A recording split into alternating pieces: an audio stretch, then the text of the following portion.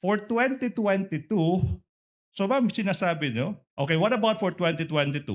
Before you transfer to the OVP, okay, yung Davao City nabigyan din ng 460 million pesos in confidential funds, 2022.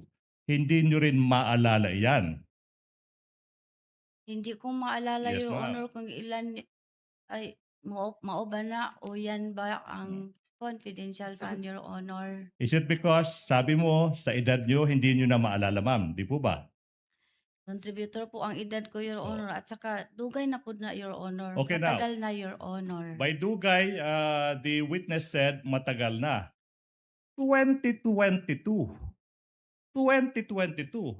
4 na taon pa lang yung Are you- nakalipas. No, I'm not yet done. I'm not yet done. Kindly And- let the council finish. This is a probing question. And you are telling this public, ma'am, hindi nyo na maalala yung amount na binigay sa OVP na nangyari lang 4 na taon pa lang. Objection, Your Honor. That's a probing Ask and question. answered and argumentative, Your Honor. He's trying to impeach, I believe, the witness with Yes. respect to the earlier answer that she gave, which she can do, counsel, given that she has been declared by the court as a hostile witness. Witness may answer. Hindi nyo maalala, ma'am, 2022?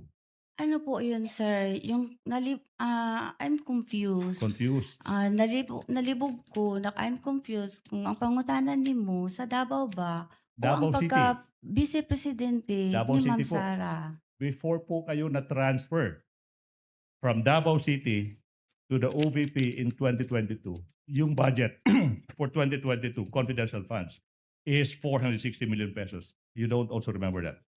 Hindi ko kaya numdum, sir. You don't remember that. All in all, from 2019, 2022, a simple math will tell us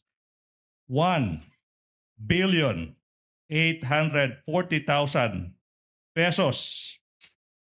Almost 2 billion confidential funds sa Davao City binigay.